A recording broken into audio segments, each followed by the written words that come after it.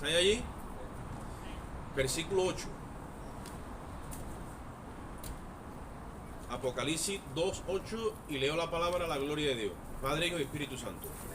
Dice así: escribe al ángel de la iglesia en Esmirna, el primero y el postrero, el que estuvo muerto y vivió, dice esto: yo conozco tus obras y tu tribulación y tu pobreza, pero tú eres rico, y la blasfemia de los que se dicen ser judíos y no lo son, sino sinagoga de Satanás.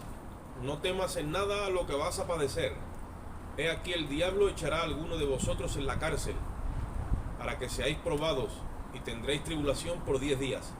Sé fiel hasta la muerte, y yo te daré la corona de la vida. El que tiene oído, oiga lo que el Espíritu dice a las iglesias. El que venciere no sufrirá el daño de la segunda muerte. Bendita es su palabra. Amén. Gloria a Dios. Bueno, como sabéis, vamos a intentar, si Dios así lo permite, vamos a dar una serie, o vamos a hacer un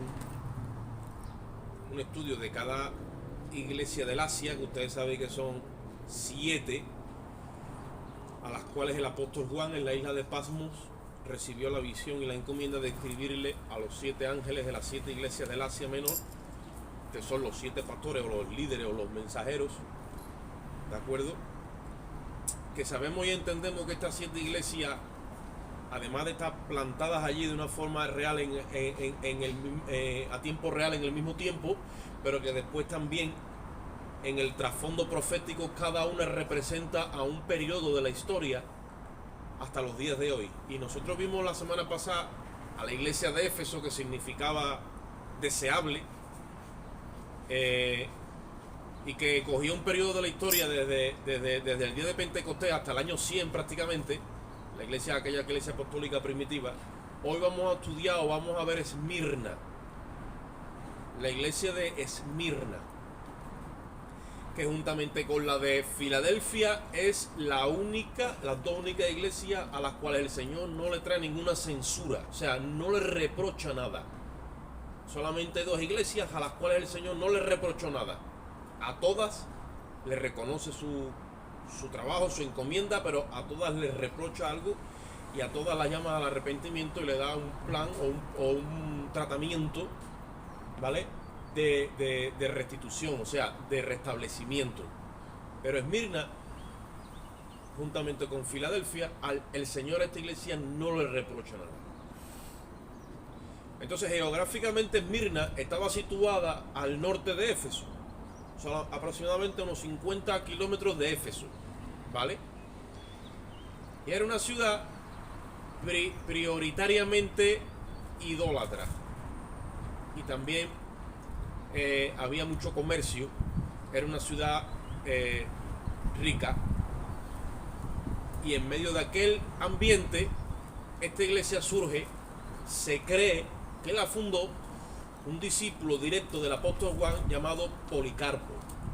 Yo sé que ustedes habían estudiado un poco o mucho, los que han estudiado la historia de la iglesia, porque Policarpo tiene el título, es Policarpo de Esmirna, ¿vale?, que es uno de los mártires de la iglesia después de la iglesia apostólica. Dentro de lo que es el orden de la iglesia apostólica, ya murió Esteban. Ustedes saben que es el primer mártir de la iglesia, está escrito en el libro de los Hechos. Y cuando aquella segunda generación de discípulos y de apóstoles se empieza a levantar, ahí entonces que estaba fundada esta iglesia, y fue Policarpo. Se cree que es el que la fundó, y se cree incluso que es el pastor o el ángel de la iglesia a quien le está escribiendo Juan. ¿De acuerdo? Entonces yo ahora quiero que ustedes abráis el oído, porque en teología, o cuando se habla de la iglesia de Esmirna, se le titula o se le llama la iglesia sufriente. Esmirna es la iglesia sufriente, la iglesia perseguida, la iglesia mártir. Fue una iglesia que pagó un precio impresionante. ¿De acuerdo? ¿Qué significa el nombre Esmirna? Significa mirra. ¿Sabéis? ¿Habéis escuchado alguna vez? Mirra. La mirra es una especie aromática. ¿vale? Que normalmente se suele encontrar en partes de África y de Turquía. Es un árbol donde sus ramas crecen aproximadamente entre 1 metro y 6 metros, y en la profundidad del árbol, claro, la segunda o tercera capa es donde se extrae, ¿vale? Esa savia, ¿vale? Es un árbol que es espinoso y alcanza aproximadamente 1 metro, de 1 metro a 6, y posee un tronco desproporcionadamente grueso. Ahí es donde se practican incisiones en la corteza actualmente, pero antiguamente era apaleándolo, ¿vale? Hasta llegar a la segunda o tercera capa para recoger la savia, y todo esto era después de las lluvias. Y cuando se secaba, lo que tenían era una masa roja, translúcida, frágil y brillante. Y estas gotas exudadas, dice, son una gomorresina de mirra, de sabor amargo, pero muy aromático. De ahí sale la mirra. Y ese es el significado de mirra, o sea, de Esmirna. Por eso es que hay una simbología entre la vivencia, el estilo de vida y el precio que pagó la iglesia de Esmirna con el proceso que lleva la mirra. Para que ustedes empecéis a alinear en vuestra mente cómo es que esta iglesia le tocó enfrentar el proyecto de Dios. La mirra era muy valorada en la antigüedad por sus características, para el perfume, para los ungüentos, para las medicinas, para diluir con tinta en los papiros y para embalsamar a los muertos. También ustedes sabéis que se ofrecía a los reyes, cuando vinieron los reyes de los sabios de Oriente, a Jesús le ofrecieron incienso, oro y mirra. Y también era un componente del aceite de la unción que llevaba el sumo sacerdote llamado Aarón y su familia. Cuando Aarón se echaba el aceite de la unción, dice la Biblia que se le derramaba y corría todo ese aceite por dice el Salmo 133, ¿verdad? Y corría y se empapaba hasta el final de las vestiduras. Dice el Salmo 33, mirad y ved cuán bueno es habitar los hermanos juntos y en armonía, porque allí envía Jehová, dice, bendición y vida eterna. Y dice, es como el buen óleo ese que se derrama por la barba de Aarón, dice, y que desciende por todas las vestiduras hasta el final. Es como el rocío que desciende sobre los montes de Hermón. O sea, todo el tiempo es hablando de una simbología. El aroma que deja la iglesia cuando está sufriendo pero se mantiene unida. Aleluya. Cuando tiene diferentes pruebas, pero conoce por dónde está pasando, y en cada prueba glorifica a su Dios y a su Señor. Amén. Una iglesia cuando no prioriza mi prueba sobre la prueba del hermano, sino que mi prueba juntamente con la prueba del hermano, a mí me va a unir más a él en medio de la aflicción, para que mi hermano y yo seamos de olor agradable delante de Dios como un cuerpo. Así es. Y es una iglesia que cogió ese estilo de vida y en esa sabiduría empezó a entender que la persecución, que el padecimiento y que el martirio formaba parte del estilo de vida que Dios le había otorgado para servirle a él. Esta iglesia es tipo del creyente que acepta la tribulación, oye esto, que acepta el padecimiento y que acepta la prueba, incluso el martirio, como parte del estilo de vida del reino, por amor a Dios y por amor a su Salvador. La iglesia actual, que somos nosotros, y cuando nos tengamos que comparar en el tiempo, tendremos que identificarnos con la Odisea, está muy lejos de las características que tenía esta iglesia. Acordaros cuando Jesús estaba delante de Pilato y le dice Pilato, ¿tú no sabes que yo tengo poder para quitarte la vida? Jesús lo mira y le dice, tú no tendrías poder ninguno sobre mí si no te hubiesen dado autoridad arriba. Porque yo pongo mi vida de mí mismo. y tengo poder para ponerla y para volverla a tomar. Jesús sabía a dónde iba, pero nadie le obligó, que por amor él puso su vida. Aceptó la copa que el Padre le puso por delante. Y dice la Biblia, y puesto este gozo delante de él, dice, sufrió la cruz.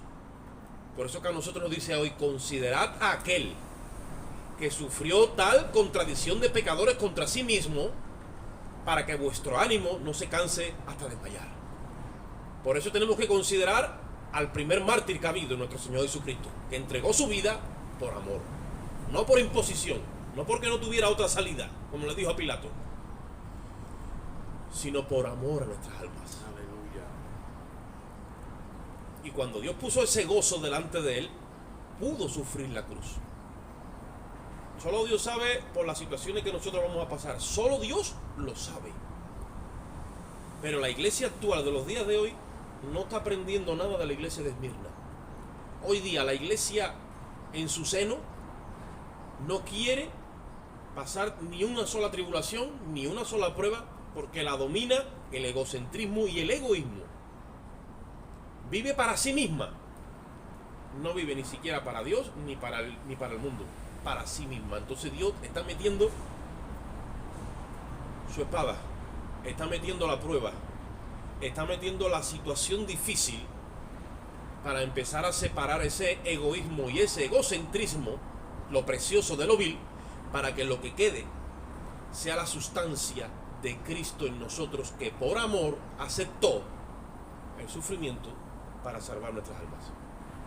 Esa actitud es como la mirra cuando desprende su olor. A los ojos de Dios, eso es fragancia. Entonces nosotros tenemos que entender eso. Esta iglesia ocupó en la era de la iglesia, en el tiempo, aproximadamente desde el año 100 al año 313. ¿Vale? Es una ciudad que tenía un gran templo y se había levantado en honor al emperador Tiberio. Porque ustedes saben que todo el mundo antiguo estaba gobernado por Roma. Y el emperador Tiberio era el César. Y allí se había levantado un gran templo. Bueno, pues en esa ciudad, en medio de todo ese movimiento idolátrico hacia el César, allí se levantó esta pequeña iglesia. También era un puerto de mar a orillas del mar Egeo. Y la famosa calle de oro, que había en números lujosos porque había muchos templos paganos, incluyendo el templo a Cibeles y a Zeus. Allí estaba. Esos eran los dioses griegos, que le llaman los dioses del Olimpo. Pues allí estaban el dios a Cibeles y a Zeus. Y Esmirna era el centro de adoración de los emperadores romanos. Oye esto. No como en Roma ahora, que es donde se adora y se le da culto a los papas, sino era Esmirna. Esta ciudad se destacó por su fuerte oposición y persecución a los cristianos, y actualmente esa ciudad existe en la Nueva Turquía con el nombre de Izmir. Eso era Esmirna, geográficamente hablando. ¿Vale? El evangelio llegó a la ciudad de Esmirna y se estableció allí una iglesia fiel. Esta iglesia fue tan fiel a Dios que la trituraron entera, y la mayoría de la iglesia murió como mártir. Por eso es que Dios le dice, sé fiel hasta la muerte. Si nosotros tuviéramos que analizar en nuestra vida y ponerla en comparación con esta iglesia o con otras iglesias que en el mundo actual, desde el minuto 1 sufren riesgo de muerte por su fe, nosotros estamos muy lejos. Entonces no es lo mismo la fe de un creyente que se forma y se cría en un ambiente de persecución, de amenazas de muerte continuamente, que la vida de un creyente que no se forja en ese ambiente. ¿Entendéis? Tú te vas ahora mismito a, ¿qué te digo yo? A Corea del Norte, por ponerte un ejemplo, o a Afganistán o cualquier país de eso, y desde el minuto 1 en China, desde el minuto 1 que tú aceptas a Jesús, desde ese minuto ya tu vida está corriendo peligro. Porque no es que tú le has dicho indirectamente al diablo hasta nunca y te conviertes en enemigo del diablo, que es el enemigo de Dios. Eso pasa en el mundo espiritual. No, es que te conviertes en enemigo del régimen que allí está establecido. Y allí no quieren a los cristianos ni en pintura. Y hay gente que desde el minuto 1 ha pagado el precio, que los han llevado presos, que les han quitado cosas. ¿Entiendes? Esta iglesia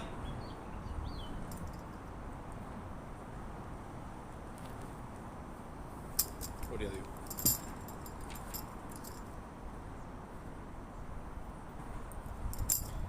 El Señor le dice, escriba al ángel de la iglesia, dice, yo soy el postrero y el primero, y el que estuvo muerto, pero vivo, y vivió, y dice esto. ¿Por qué se le presenta con ese título? Porque fue una iglesia donde el régimen era tan fuerte que Dios permitió que su integridad física estaba todo el tiempo en riesgo. Y no estamos hablando de gran tribulación, vinieron tribulaciones y lo que le tocó a ellos fue mártires, ¿vale? Pero es un martirio por amor a Dios. El olor, el testimonio que dejó esta iglesia fue único en la historia de la iglesia. Una iglesia que estuvo dispuesta a morir. Por eso Jesús, cuando le habla, le dice, escribe al ángel de la iglesia y dile, el que estuvo muerto pero que ahora vivo. En otras palabras, si vienen a quitarte la muerte, tienes que saber que yo también estuve muerto por causa de agradar a Dios, pero que ahora vivo. Aleluya. Porque la iglesia que tiene el poder de resurrección de la vida de Cristo no muere.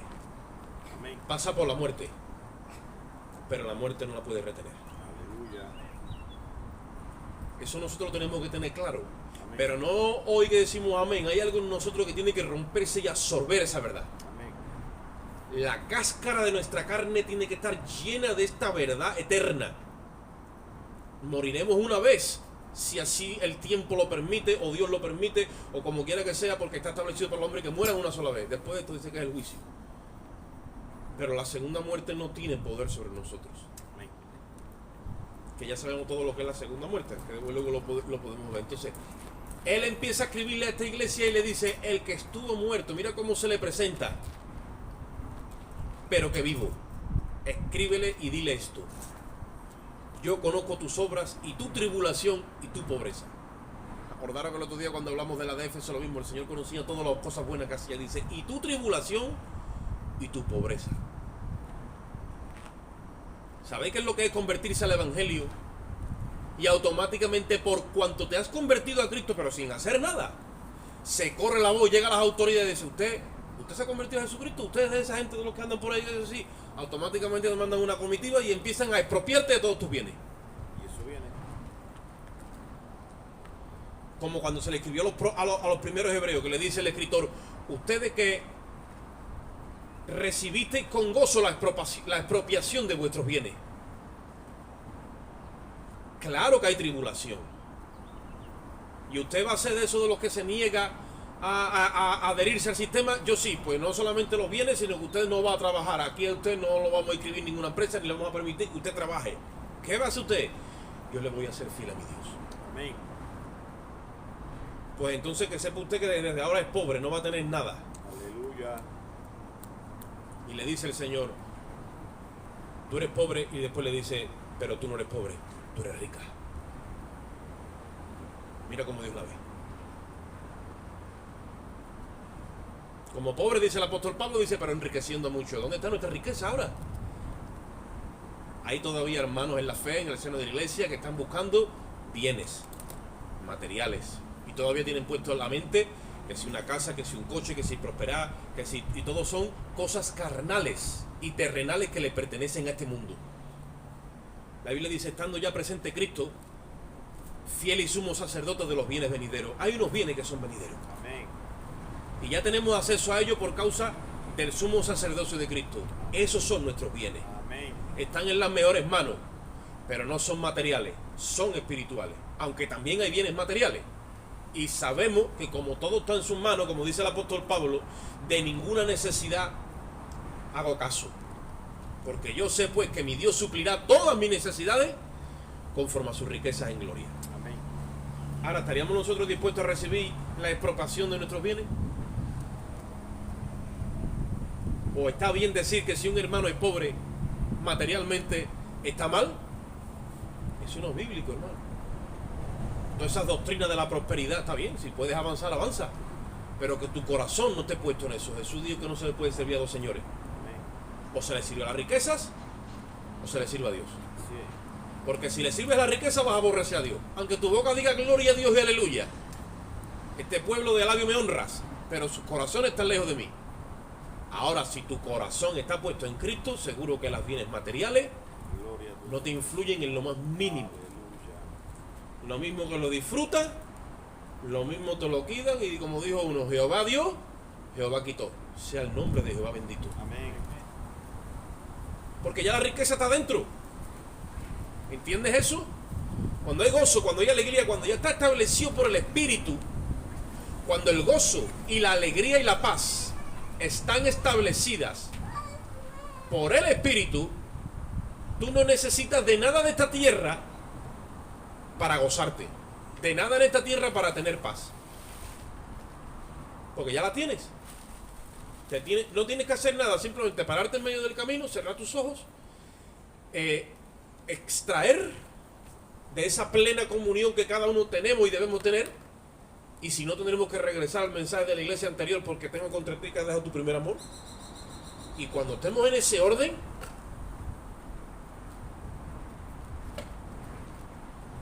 nosotros hoy estamos aquí, disfrutamos de una buena casa, de buena comida, de aire acondicionado algunas veces, otras veces ventilador, de un buen sofá, un buen frigorífico. Hay hermanos que no tienen nada de eso, y en medio de esa nada son fieles a Dios. Aleluya. Y le están sirviendo a Dios, en otras partes del mundo. La iglesia que más ha crecido en los últimos años es la iglesia de China. Y es donde no se ha permitido en todo el país levantar ni un solo templo físico al Dios del cielo.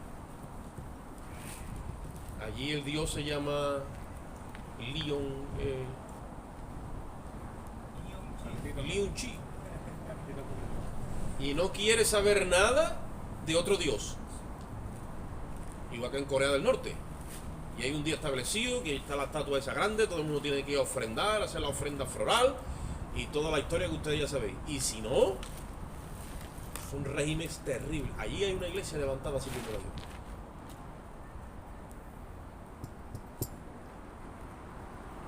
Tenemos el testimonio del hermano Watchman Nee, que lo que es en el mundo evangélico protestante moderno conocido. Todo el mundo ha comido de los escritos de este hombre. Watchman Nee se convirtió al evangelio, él es del 1920 y tanto. Simplemente por convertirse al evangelio, por eso nada más. El régimen lo llevó a la isla de Taiwán y estuvo 20 años preso. Solamente por eso. Pues la iglesia ha comido de los escritos que Dios le dio a ese hombre en los años de prisión. Tiene una revelación muy profunda acerca de quién es Jesucristo y de las epístolas del apóstol Pablo. Oye esto ahora. ¿Por qué Dios permite la tribulación en su iglesia? La tribulación es de gran valor para la iglesia debido a que pone a prueba su vida. El propósito del Señor al permitir que la iglesia sufra tribulación no es solo testificar de la vida de resurrección que vence a la muerte, sino también capacitarla. Porque cuando te persiguen por fuera, es que sale a la luz el contenido que tú tienes de Cristo que va por dentro. Y el hombre interior muchas veces empieza a tomar dominio de tu vida y empieza a expandir ese olor y ese aroma cuando el hombre exterior es machacado, como lo es la mirra para extraerla. La vida del hombre interior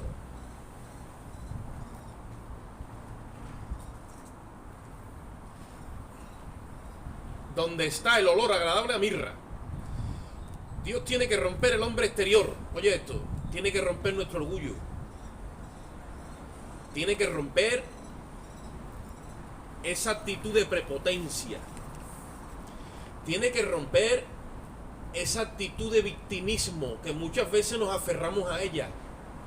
Tiene que romper ese hombre soberbio y altivo, que es la cáscara que impide que salga la personalidad de Cristo. tiene que romper ese hombre necio y pedante que muchas veces impide que se glorifique Cristo. Tiene que romper esa manipulación que está en nosotros. Tiene que romper ese hombre engañador, truán, brujo. Tiene que romper esa hechicería que hay en nosotros. La tiene que romper. Y cuando la rompe, es que sale entonces el interior. El que es igualito a Cristo. Cuando Dios hace eso, lo hace muchas veces a través de la tribulación, a través de la persecución y a través de la situación que nos está rodeando. Jesucristo dijo, si el grano de trigo que cae a tierra no muere, dice que queda solo. Para que el trigo desate la vida que lleva dentro, tiene que morir a la cáscara de la carne.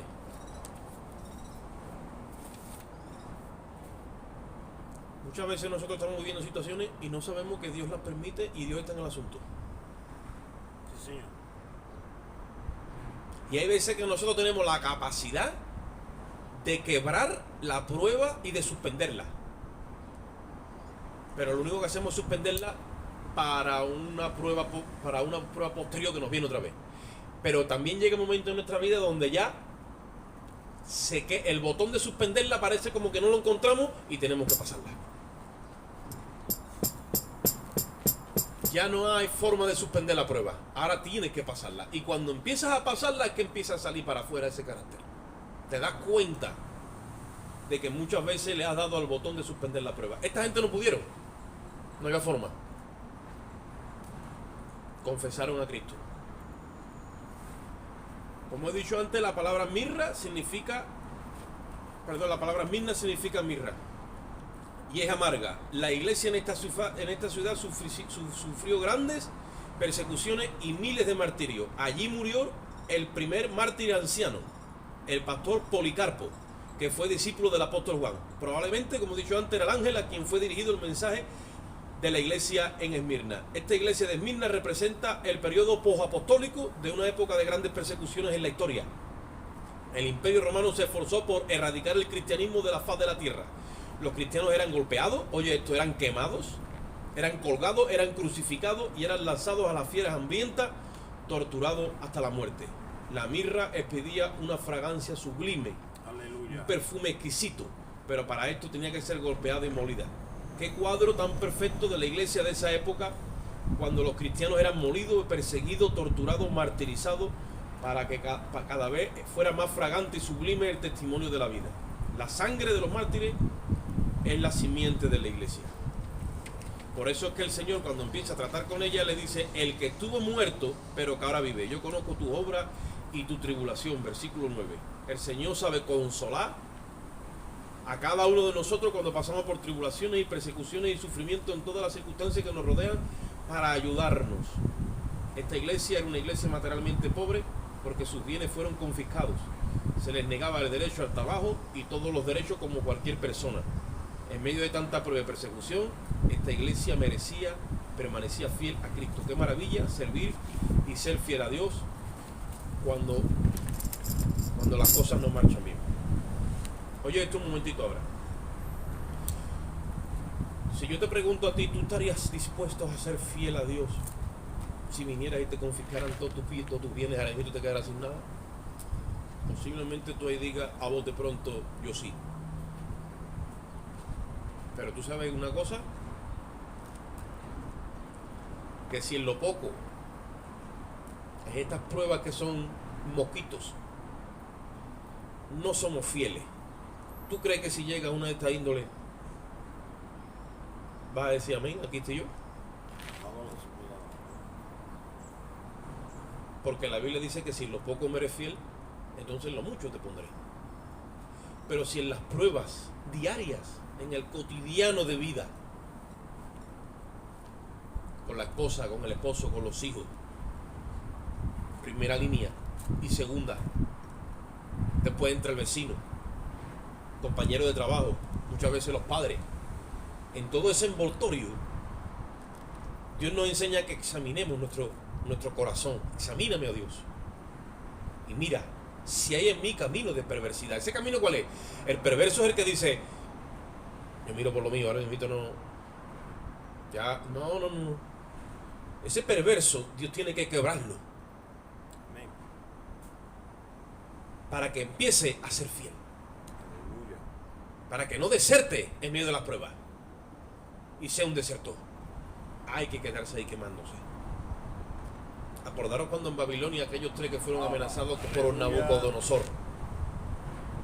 y le metieron el horno, lo sabéis, ¿verdad? Todo era por una fidelidad a Cristo. Mira cómo le responde: sepa usted, oh señor Nabucodonosor, emperador y el más grande que hay aquí ahora mismo, nuestro Dios tiene poder para librarnos de tu mano. Pero Si no, no vamos. no tenían la certeza, no tenían la certeza de qué es lo que iba a hacer Dios con ellos, pero tenían la certeza de lo que ellos iban a hacer. Pero si Él no quisiera librarnos de tu mano, que lo sepa, tampoco vamos a adorar la estatua que tú has levantado. Aleluya. Esa gente lo tenían claro. Amén. Pero es que ellos desde el minuto 1 que llegaron a Babilonia, desde el minuto 1 lo empezaron a decir: nosotros no nos vamos a contaminar como la comida del rey. Vamos a lenteja. Porque en lo poco, en la comida, en las lentejas, como dice el hermano, o en los serranitos y toda aquella comida inmunda que se comían los babilonios, con aquellas fiestas paganas, ellos como venían educados desde la niñez a serles fiel a Dios en toda su cultura y tradición judía, sí, pero también en lo que es una doctrina sana, allí mismo ellos dijeron: no vamos a someternos. Lo que pasa es que eso no llegó a oídos del rey porque Dios le dio sabiduría con aquel, digamos, jefe de los eunucos, y le dijo: vamos a una prueba más, 10 días. Nosotros legumbre y esta gente dale todo lo que quiera. Y dice que después de 10 días los halló 10 veces. 10 veces Ya. más capaces en sabiduría, en ciencia, en inteligencia, en todo. Más capaces que los sátrapas, los agoreros, los adivinos y toda la crema que estaba en Babilonia. Ese es el eterno. Aleluya. Porque cuando tú pones a Dios primero, Él entonces te honra. Porque yo honro a los que me honran, dice la palabra. Y no creo yo que el propósito de Dios con nosotros sea que nos llegue un momento donde nos van a matar aquí de buenas a primeras, que puede ser, porque no sabemos el giro que puede dar esto. Vivimos en tiempos muy malos y muy peligrosos. Pero Dios tiene un proyecto con nosotros aquí. Tenemos que empezar a serle fieles lo poco. Donde nadie te ve. Donde el pensamiento quiere correr para muchas veces que nadie lo ve nada más que tú. Y tú ya tienes que empezar a coger el pensamiento y a adiestrarlo. Para que no corra para donde Él quiere, sino para llevarlo a la obediencia a Cristo. En la soledad de tu pensamiento, en la soledad de tus meditaciones. Le dijo el salmista a Dios: Señor,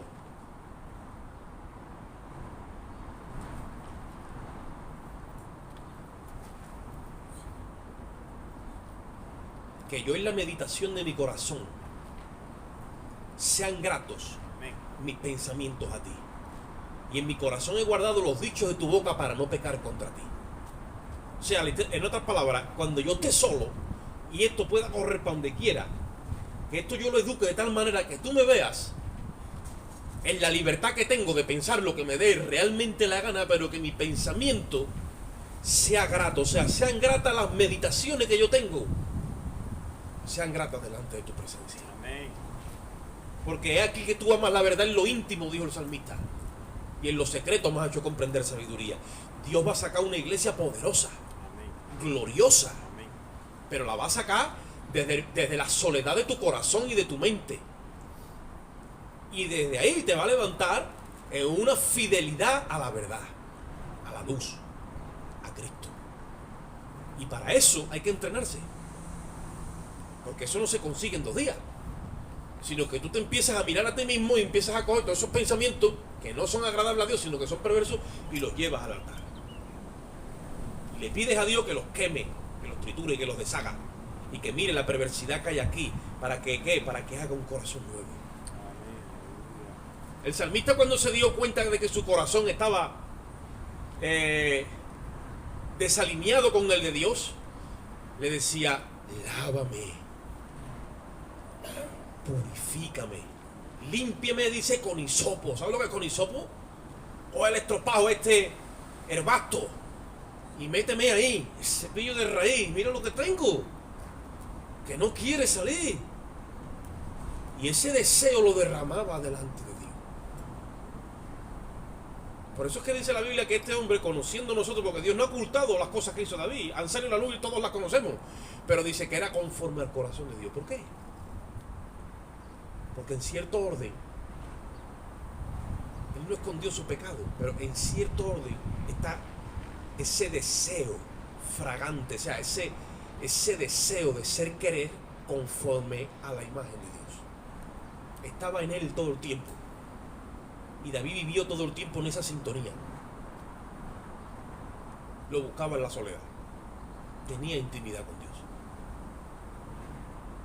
Un hombre que tenía unas manos capacitadas para coger una espada y empuñársela a uno en el vientre, y al mismo tiempo cogía un arpa y tocaba una melodía agradable a Dios, tan profunda que hasta los demonios que venían a perturbar a Saúl se tenían que ir.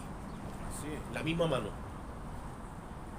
Por eso le tenemos que presentar a Dios nuestras manos y decirle: Señor, que estas manos ya no valgan más para la iniquidad. Amén. Por favor, límpialas y que sean instrumentos de justicia. Amén. Que yo sepa consolar perdido, Aleluya. que sepa dar cariño, que sepa señalar camino correcto, que ponga mis manos sobre los enfermos y sane. Dale un uso correcto a mis manos, a mi mente, a mi sol. De ahí es donde nace la iglesia fiel. Y esa iglesia es capaz entonces de ir hasta la muerte, claro que va. Pero viene de abajo, porque es edificada por el Espíritu.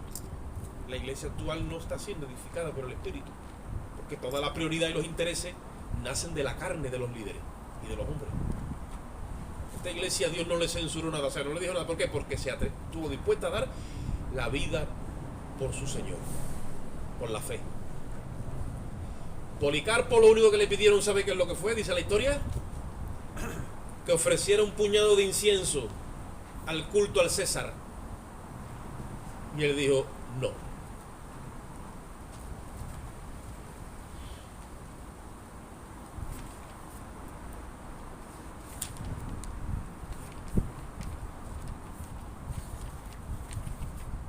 Dice la historia que Policarpo respondió: 86 años le he servido y nunca me ha hecho mal. Aleluya. ¿Le voy a alegar ahora por unos días más de vida? Y prefirió la muerte física y alcanzar la vida eterna. Sea Dios glorificado.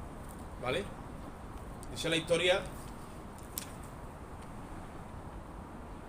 la historia, con 86 años, hace que le sirvo, dice,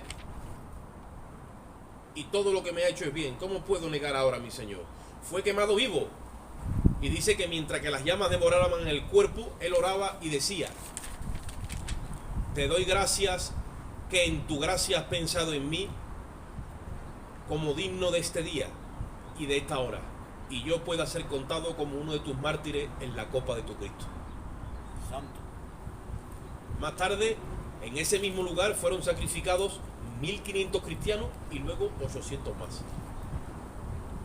Ahora los 50 horas. Murió el pastor y toda la congregación. Y le dice el Señor: no temas, yo conozco tu obra, tu pobreza, tu tribulación, pero tú eres rico. Y la blasfemia de los que se dicen ser judíos y no lo son, sino sinagoga de Satanás. Hay otra iglesia que no es fiel. Hay otra iglesia que no anda como estamos hablando hoy. Se alinea con las autoridades para no perder trabajo, para no perder los bienes, y después se le antoja incluso señalar a sus hermanos los que le son fiel a Dios en el Espíritu. Porque no es judío, dijo el apóstol Pablo, el que lo es exteriormente, sino el que lo es ¿dónde? Adentro, en el corazón. Por eso dice la Biblia, y Jesús hablando, que esta gente, los templos que tienen y las sinagogas que tienen, dice, son de Satanás. El nombre Satanás significa el adversario de Dios. Y diablos viene de diabolo, que significa el que se opone. Y el mayor daño que Satanás hace a la iglesia lo hace desde dentro de la misma iglesia, porque es el acusador de los hermanos allá arriba y el calumniador de los hermanos aquí abajo a través de los líderes y de esta iglesia que persigue a la otra iglesia, Señor, que no está dispuesta a pagar el precio de perder sus derechos, su trabajo, sus bienes, Santo. y lo que hace es decir que la otra está mal, como pasó en los días de Cristo, que cuando Pilato dijo: tengo aquí a Barrabás y tengo a Jesús, ¿a quién suelto? A Barrabás.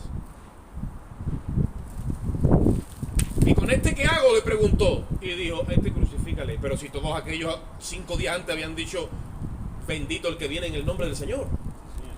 y se movió un espíritu de oposición, porque Satanás es el opositor, de adversidad, y hizo creer a los hermanos que Jesús era un impostor.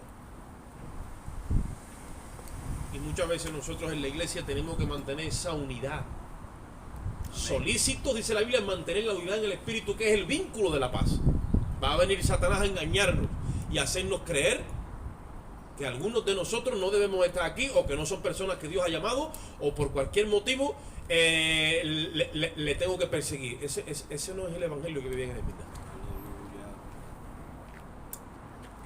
La Biblia dice que si andamos en luz, como Él está en luz, tenemos comunión los unos con los otros, y la sangre de su Hijo Jesucristo nos limpia de todo pecado. Voy a pedir que abráis un momentito la Biblia conmigo en Filipenses, y con esto vamos a dejarlo. Gloria a Dios. Porque ahí dice: sé fiel hasta la muerte, yo te daré la corona de la vida. Yo sé que este mensaje a nosotros no nos es tan fácil de incorporarnos o de asimilarlo, ya que el régimen aquí, entre comillas, democrático, ¿vale? Y que yo muchas veces digo y comparto que si vivimos mejor, pues nos vamos a partir. Pero mira lo que el apóstol Pablo, hasta donde este hombre ya en su periplo cristiano y en su camino con el Señor, que ya estaba preñado, ya estaba formado Cristo en él, mira lo que acabó diciendo, Filipenses capítulo 3.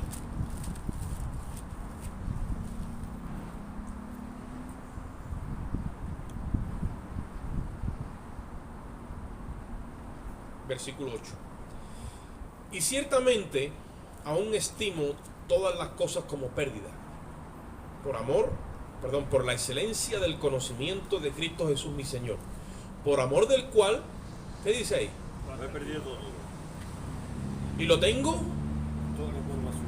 para ganar a Cristo y ser hallado en Él, no teniendo mi propia justicia, que es por la ley, sino la que es por la fe de Cristo, la justicia que es de Dios por la fe. Y oye lo que dice ahora, dice: a fin de conocerle y el poder de su resurrección y la participación de sus padecimientos, llegando a ser semejante a él Santo. en su muerte, si en alguna manera llegase a la resurrección de los muertos. Y por ahí sigue diciendo, ya que ustedes lo saben, no que lo haya alcanzado, pero ni que sea perfecto, pero yo prosigo hacia ese blanco, hacia esa meta. ¿Sabéis qué es lo que un hombre anhele? Ya claro, en los niveles de crecimiento y de profundidad llega un momento que ya te has desprendido de todo, ya no, tu vida no tiene sentido nada más que ser igualito a Cristo, y él ya, por último, ya anhelaba ser igual que Cristo incluso en su muerte, o sea, ser un mártir, que de hecho lo fue. El apóstol Pablo fue sacrificado después de haberlo tenido dos años en una casa de alquiler, fue sacrificado, y él lo habla cuando le escribe a Timoteo. Pero tenía claro una cosa: he peleado la buena batalla, dice, he guardado la fe, por lo tanto me está reservada la corona que me dará el juez en aquel gran día. Amén. Nosotros tenemos que llegar al pleno convencimiento de que vamos a serle fiel al Señor, incluso hasta la muerte. Amén. Pero para eso tenemos que serle fiel en pruebas inferiores. Ahí es donde se mide la fe, y ahí es donde la senda del justo va en aumento hasta que el día es perfecto. Esta iglesia es la única que no recibe censura, una iglesia que dejó un aroma impresionante, un testimonio impresionante, porque el diablo tuvo que cambiar de estrategia, que lo veremos la semana que viene si Dios lo permite, porque contra esta iglesia no pudo. Contra esta iglesia así de frente no pudo. Al revés, el evangelio más expandido. No entendían ese tipo de comportamiento, esa fidelidad a su Dios, y trastornó todo el imperio. El imperio no podía entender qué es lo que había dentro de los cristianos. Santo. Tenía la simiente del evangelio puro. Voy a pedir que hagamos una oración, entreguemos este tiempo a Dios. Gloria a Dios. Padre, te damos gracias en esta bendita hora, Señor, por tu infinito amor y tu misericordia. Te ruego, Dios mío, que en esta hora, Señor, tú nos lleves de una forma especial a entender nuestra vida delante de ti, Señor. Por eso yo te ruego que tú nos hagas humildes, sinceros y sencillos delante de ti, Padre. Y que tú puedas en esta mañana alumbrar nuestros corazones de forma, Dios mío, que en esta mañana tomemos una decisión delante de ti, Dios. Mira nuestras vidas, Señor, mira nuestro rumbo, nuestro caminar, Señor. Y si en algo, Dios mío, tú tienes que tratar con nosotros en este día, yo te ruego que tú lo hagas, Señor. Como el buen alfarero, Dios mío, danos forma en este tiempo, Señor. Capacítanos, Dios. Necesitamos en esta hora de que tú trabajes más profundo en nosotros, Señor. Te damos gloria y te damos honra, Padre. Ahora salimos de este lugar, pero no de tu presencia, ya que tú moras en nosotros, nosotros moramos en ti, Señor. Salimos con tu amor, la gracia de Cristo y la comunión y la dirección de tu Espíritu Santo. Y el pueblo de Dios dice, Amén. gloria a Dios. Gloria a Dios.